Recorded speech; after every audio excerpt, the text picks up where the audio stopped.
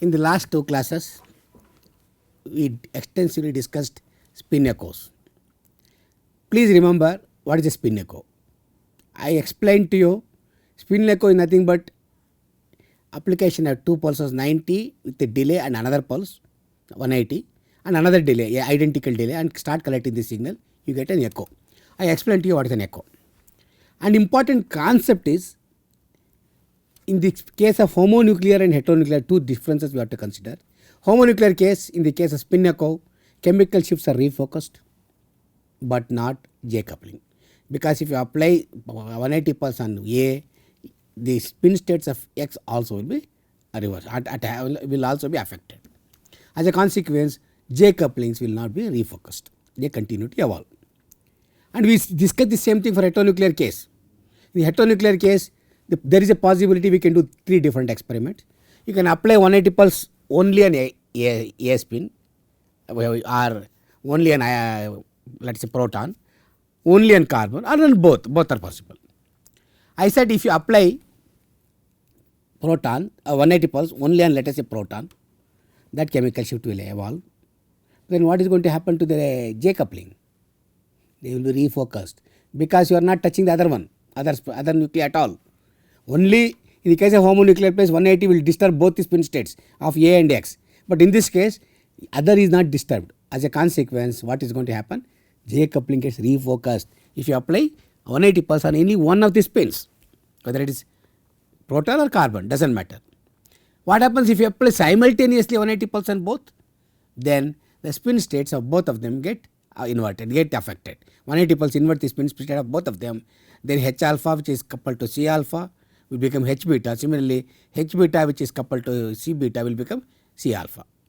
As a consequence, what will happen? The J couplings will not be refocused. In the heteronuclear spin case, when we have 180 pulse on both the spins, then what is going to happen? J will not be refocused, they continue to evolve. Chemical shifts on the other hand gets refocused. This is what we understood. And I said with the delay, we can manipulate the delay between the 180 and 90 pulses in the spin echo sequence, especially for heteronuclear spin echo, along with the decoupling of proton to detect carbon. I showed an example. If the delay is manipulated in such a way, delay is equal to 1 over 2J, manipulated in such a way, we saw that CH, CH2, CH3, all the three carbons will have zero intensity. You will not be able to detect the signal. Whereas quaternary carbon will remain unaffected, because that does not precess at all. So at J exactly equal to 1 over 2J, you can detect only quaternary carbon.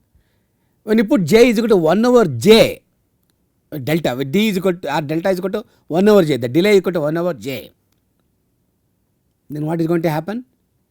I showed that CH and CH3 carbons will be positive in intensity, whereas CH2 is negative in intensity. So you can distinguish between these two. So this is what I showed, and with some 1 or 2 examples, we understood about with a J modulated spin echo how we can distinguish different carbons attached to different protons. And this experiment is called attached proton test. But only thing is, you cannot distinguish between CH and CH3. That is the issue there. You can identify the quaternary carbon with one at exactly 1 over J, 2J, whereas CH and CH3 will become, both will become positive or negative depending upon how you do the phasing, compared to CH2 by opposite in phase. But between CH and CH3 to identify is some issue. We will worry about it when we come to other experiment later. With this, we will go to a new topic today, altogether different, called polarization transfer technique. What is a polarization transfer technique? Why do we need it? We will understand. Basically, I have been telling you, NMR is a highly insensitive technique. That is what I said in the first or second class itself. So basically, because it is insensitive technique, somehow you must enhance the sensitivity, do some tricks, so that we can get better signal to noise ratio. How do you do that? There are several ways to get solution for the sensitivity issues. I am going to show a couple of them here today. Solution to sensitivity problem of NMR is like this. First thing, use a higher quantity of the sample. Take large amount of sample. There are certain limitations for that. You can't take too much of sample, then there will be aggregation, etc. And then homogeneity will again get bad. You will not get a good signal. Okay, you can somehow to some extent you can resolve the problem. What about isotopic labeling? Especially for abundant spins like carbon 30, nitrogen 15, you can do. But still natural sensitivity, insensitive issue cannot be addressed. Go to higher and higher magnetic field. I told you sensitivity depends upon magnetic field. Higher the magnetic field, larger the separation of the energy states between alpha and beta spin off case. As a consequence, population difference is larger, I said. So we can get better sensitivity.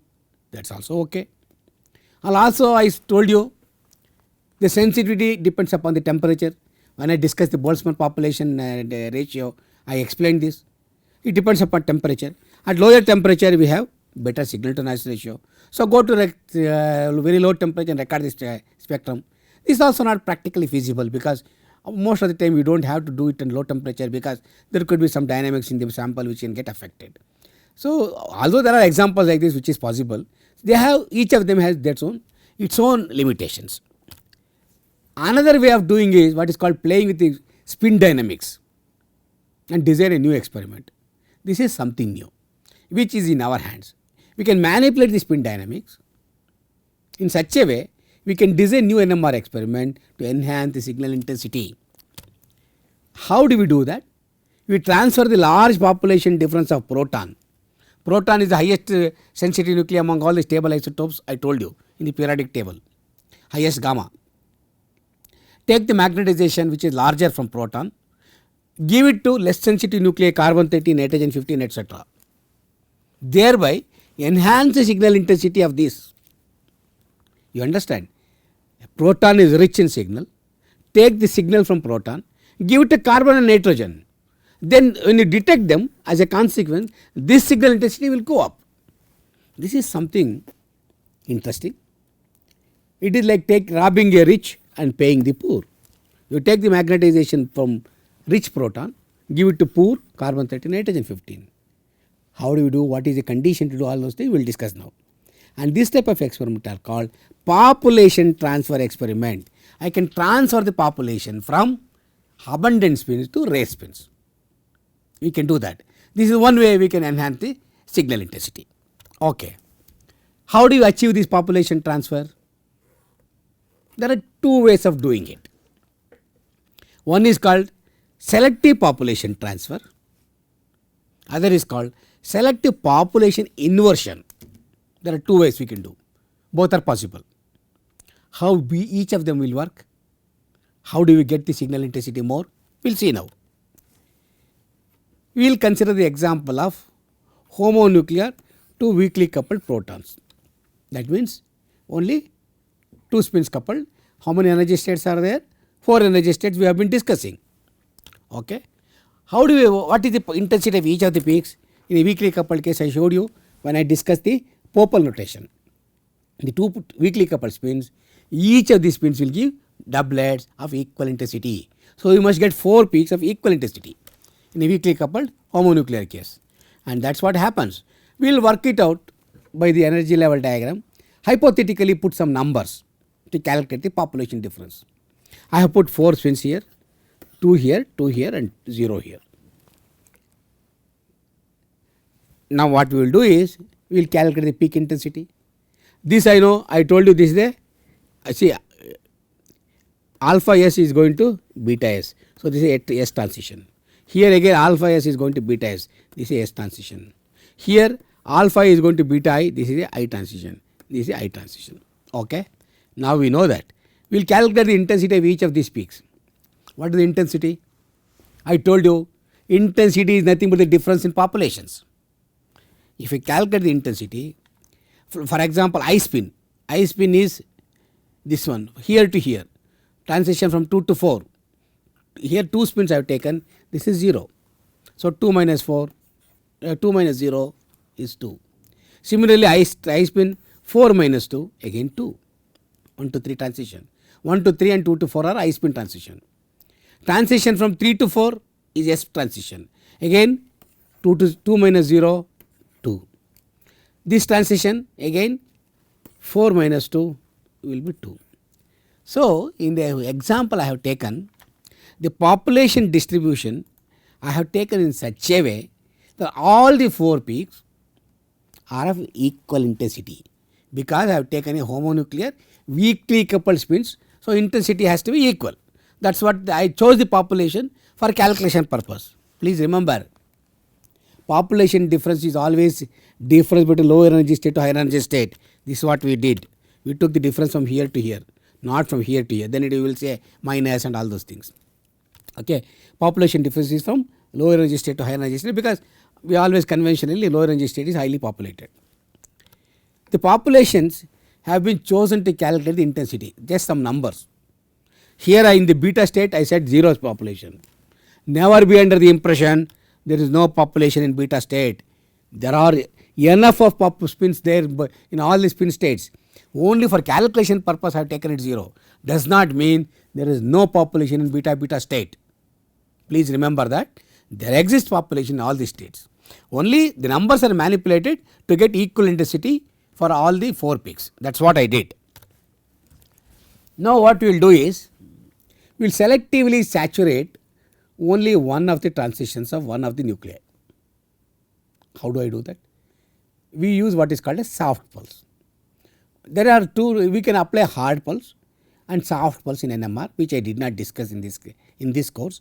In the previous courses, some people can refer, I have discussed. Hard pulse is a sharp pulse, and it can excite, it can excite the entire spectrum of the range of frequencies present in particle spectrum. For example, proton 0 to 10 ppm, all protons can be simultaneously excited. If you take a soft pulse, means large width pulse, I can selectively excite only one peak or 2 peak or only small band of width. This is called selective excitation. Selectively I can excite only one proton or one signal, one peak we can do, whereas I can apply a hard pulse and excite all the signals at a time, all the protons at a time. Both are possible. What in this case we are trying to do is, selectively I am going to do saturation of only one of the transitions by using soft pulse. That is what I said. Soft pulse means selectively I can do only for one of them. It is a large pulse with a larger width. I have taken the example of spin states 1 and 3. I am saturating. What do you mean by saturation? I told you already in the first class itself. Saturation means both the energy states, spin population, both the states will become equal. That means there is no signal. You will not get any signal. That is called saturation. So what I will do is I will saturate like this. I will take one spin from here and put it in the other, from this state alpha state to beta alpha state, I take it. That is what I did. I saturated only one of them. Now let us calculate the intensity between all the 4 transitions for AX spin. See 1 3, there is no transition, intensity is 0 because it is saturated. What about 2 4? The intensity is 2, that is not affected at all. What about S spin? In the case of S spin, this transition 3 minus 0, it is 3, whereas here 3 minus 2, it is 1. See what happened is, intensity ratio has become 0:2:1:3. It is very interesting. What it means is, after a certain time you give it, you saturate and leave it. After some time the spin go back to thermal equilibrium. But during the process what happened? What did we do? What does it imply? It means saturating a particular transition resulted in the change of intensity of other peaks of the coupled spins. Something interesting. I did not even disturb S spin. I only saturated I spin transition, only one of them. But I saw the change in the S spin intensity. Something interesting. So this is a very important point. You should remember, saturating a particular transition of one spin result in the change in the intensity of other coupled spin. This is what happens. The polarization, it means what I have done by doing this, I have transferred the polarization from one spin to another spin. This is what is called polarization transfer. So by transferring this, I enhance the intensity. You may ask me a question, what is the use? Because I am taking a homonuclear spin, they are already of same intensity. We have to worry about dilute spins. We will come to that later. So the selective population transfer when I did, imagine what we did here is we saturated one transition and saw the change in the intensity of its coupled partner. That is important. Okay, this is okay. Selective population transfer, saturation we did, SPT, selective population transfer. What about selective population inversion?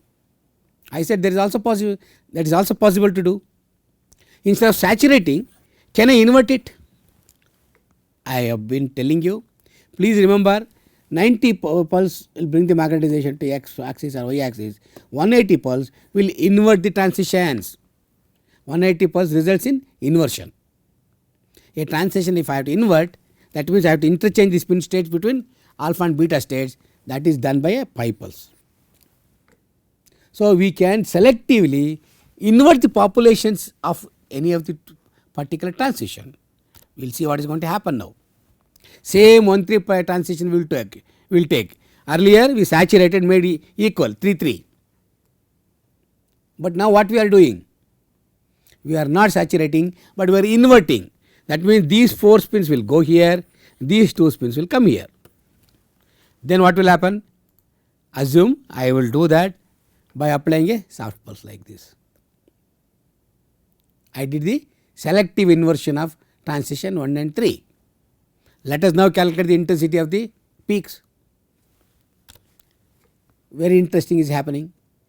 I transition, for example, if we take from 1 to 3, intensity is negative, 2 minus 4.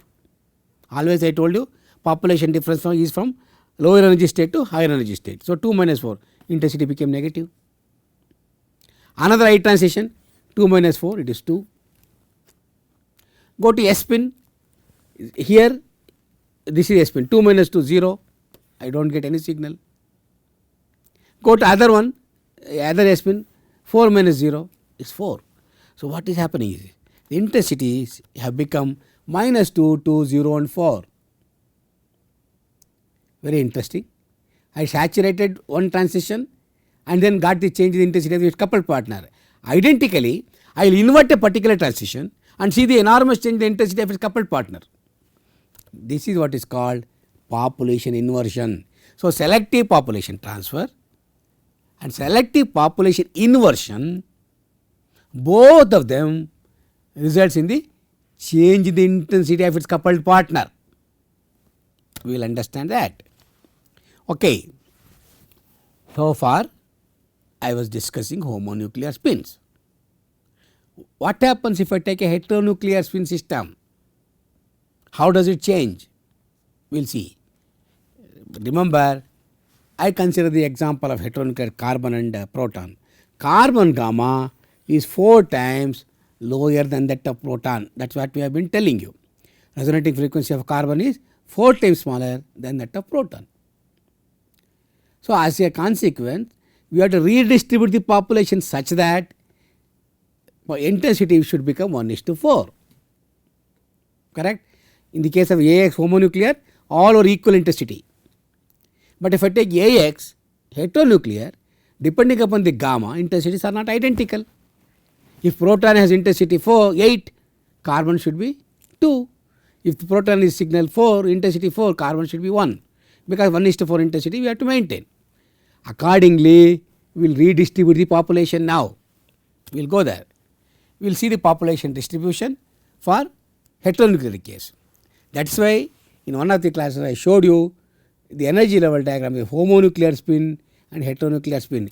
Heteronuclear spin, here it is smaller, energy separation is smaller because of lower gamma. Whereas if you take homonuclear, see energy separation is very large here. That is homonuclear case. This is heteronuclear case, lower gamma. Intentionally I have chosen this so that you can understand it better. And I have chosen the population such that 0, 2, 8 and 10. Why did I do that? I told you, let us calculate the populations using this population. Intensity of both I spin and S spin. I is proton, S is carbon 13. Measure let us calculate the intensity for I spin and S spin. I spin transition is 1 to 2. Intensity 10 minus 2. 8. Okay. What about other I spin is 3 to 4. 8 minus 0, again 8. They are equal intensity. That is correct. Now go to S spin. S spin transition is 1 to 3, 10 minus 8, 2, and 2 minus 4, 0. This is 2 minus 0 is 2. So what is the intensity ratio? If I take this population, 8 is to 8 is to 2 is to 2. Or another word, 4, 4, 1, 1. This is what we expect, because gamma of carbon is 4 times smaller. So intensity of carbon is 4 times smaller. That is the reason why I deliberately took the number of spins in different energy states like this. I manipulated the spins such that if I calculate, I must get the intensity ratio 1 is to 4 for carbon and proton. Proton should be 4 times larger than carbon 13. That is why I chose this. And this is the number of spins like this. That is all this thing. There is nothing.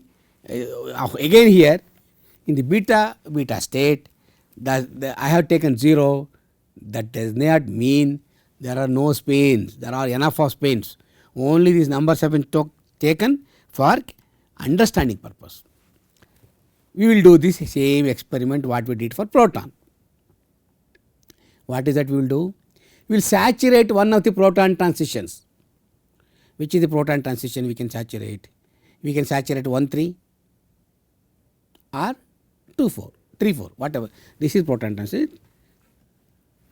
This is not 1 3. I am sorry. This one 1 2 is proton transition and 3 4 are proton transitions. I transition. We will saturate. We will saturate. What do you mean by saturation? Make both the energy states equal population. We will saturate transitions 1 and 2. What did I do? I made populations between 1 and 2 spin state population difference is 0. That is called saturation. I have selectively saturated the transition 1 and 2. As a consequence, what is happening? Now let us calculate the intensity for all the 4 peaks. 1 2, because I have saturated, intensity is 0. Other proton transition is this one 3 4 4, 3 minus 4. You will consider this is 8 spin and 0 spin. 8 intensity is 8. That is also fine. Go to S transition. S transition is 1 3, 6 minus 8 minus 2. Other S transition 6 minus 0 is 6. The intensity ratio is 0 to 8 is to minus 2 is to 6. What was the earlier intensity ratio? 8 is to 8 is to 2 is to 2. But you see now some of the signals have higher intensity. So there is a 3-fold increase in intensity of one of the peaks. Instead of 2, it became 6. 3 times you have enhanced the signal intensity for one of the peaks just by saturating one of the proton transition. You understand the idea? This is what we did for heteronuclear case. So we did the saturation of one of them, and there is a change in the intensity of other peaks, other coupled partner of the heteronuclear spin for at least one of the transitions, 3-fold increase in the intensity. We will do selective inversion also. Why only we have to saturate? We will do selective inversion. Same transition we will take I and 2, 1 and 2. What do you mean by selective inversion? I will take all the spins here and put it here. All the spins in this, bring it down here. That is what is called selective inversion. I can selectively invert transitions, spins 1 and 2, transition 1 and 2, I will invert it by applying a soft 180 pulse. This is what I did. Remember, I took the protons from state 1 to state 2 and protons from state 2, spins from state 2 brought down to state 1. That is all I did, selective inversion. I inverted the populations. Let us recalculate the intensity now of all the peaks. Look at it, I transition is 2 minus 10 minus 8. Another I transition 8 minus 0 8 plus 8. Look at the S transition. S transition is another is 1 3. 1 3 is this. 2 minus 8 is minus 6. Other one 10 minus 0 is 10. What is the ratio? Intensity ratio is now minus 8 to 8 is to minus 6 is to 10, or in other words simply 4 is to 4 is to 3 is to 5. That means in both the peaks here it was 2 is to 2 as enhanced intensity. In one of them has gone up by 5 times. One of the peak intensity has gone up by 5 times just by doing selective inversion of one of the transitions. You see the intensity now? There is a transition increased by the coupled partner, one of them by 3, other is 5 times. Because it was 2 became 6, 2 became 10. So, intensity became 3 and 5 times more. Of course, one is negative, other is positive. We will worry about the sign later. Phase part we will discuss later. But what I want to tell you is, in the heteronuclear case, by selective inversion of one of the transitions, there is enormous change in the intensity of this coupled partner by an order of 3 and 5. With the polarization inversion, the intensity of the carbon 13 has gone up by 4 times. Correct, right? 3 minus, for example, this is gone up by 4 times actually. Intensity of 1 3 and 2 4 transition are now 3 and 5. So, instead of 2 2 it became 3 and 5. So, it will be quite large. 13C signal is proton coupled. Another important point you must remember. So far it is fine. We applied a 180 pulse, do selective inversion, enhance the signal intensity. But how do you detect the signal? We detect the signal by doing decoupling of protons. While collecting the carbon 13 signal, we apply a RF pulse on proton, so that carbon proton couplings are completely broken. That is what we are going to do, and this is an experiment for that. We apply a selective pi pulse, this is called selective pulse, 180 pulse on one of the transitions, which will invert the populations, and also apply 90 pulse for detection. Applied selective pulse on proton, inverted the population, immediately apply 90 pulse and start collecting the signal. According to our understanding, this way would have caused lot of change in the intensity of its coupled partner, that is carbon, minus 3 and 5 should be there. Okay, we will collect the signal by doing decoupling. Now we generate 2 coupled peaks with the antiphase character here. Okay, this one antiphase character is there. What is happening here is we get peaks like this, minus 3 and plus 5. When we do minus 3 and plus 5, if I start doing the decoupling, the vector addition will tell me that finally the intensity is going to be only 2, because we are going to nullify the gain in the intensity.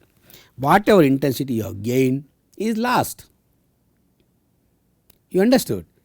We did the selective population inversion of one of the protons, and we saw signal intensity of the coupled carbon, 2 peaks will change the intensity of minus 3 and plus 5, and they are antiphase in character. One is minus 3, other is plus 5. If you add both of them, it is plus 2. When you are decoupling, we are breaking the coupling. Both of them will be added up. When you do that, what is going to happen? 3 plus 5 and minus 3 will become plus 2, and all our efforts of selective inversion to gain the signal intensity is lost. Then what is the point in doing this? Whatever we wanted to gain is lost by doing the decoupling. So that does not help us. So what do?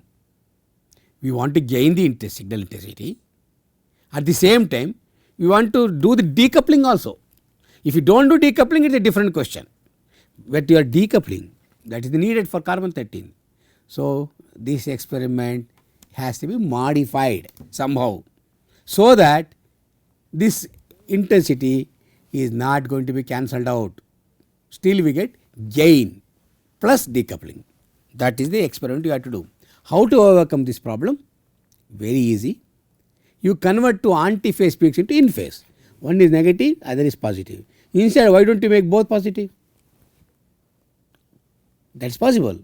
How do you do that? We can do that by giving an additional delay after the detection pulse. That is very important. If I do that, then what will happen?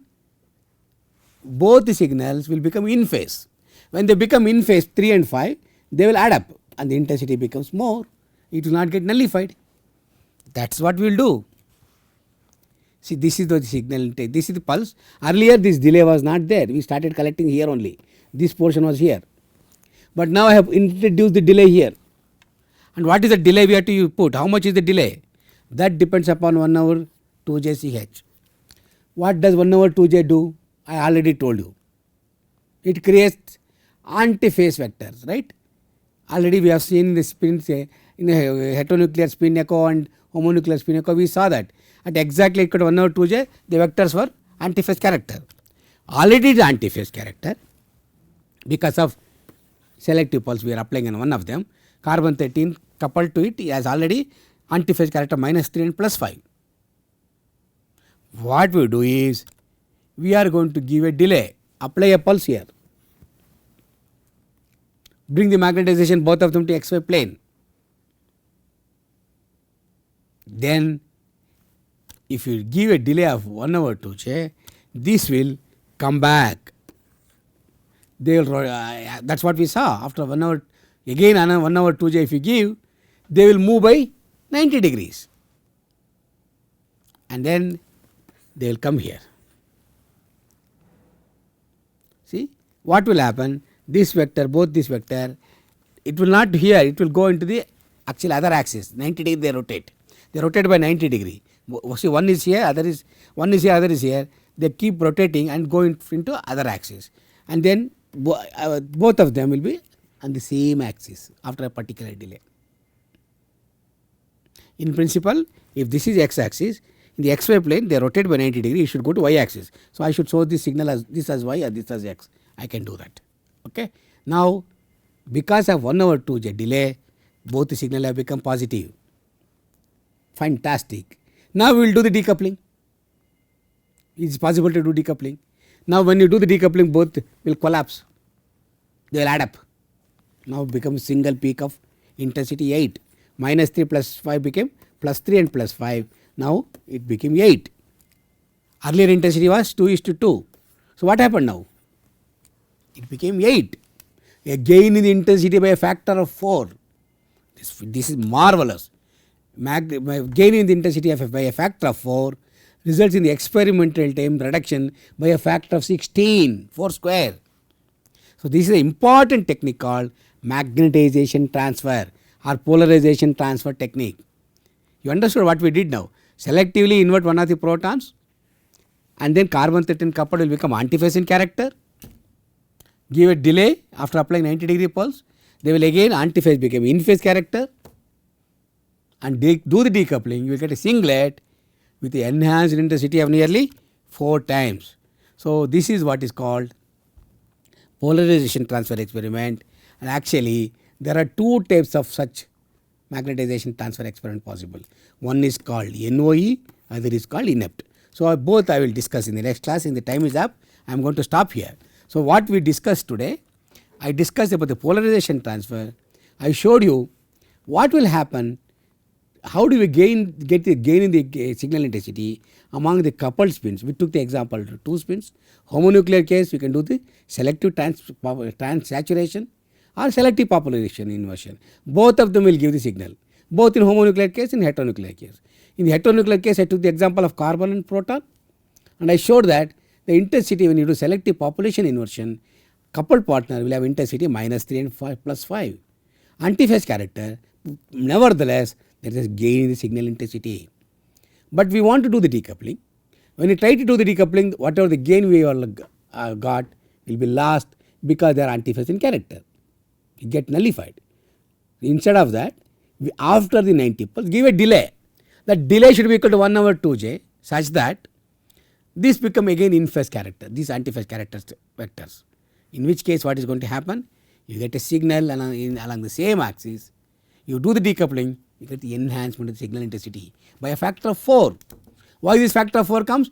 because gamma of carbon is 4 times less than that, and then we got the enhancement intensity by factor 4.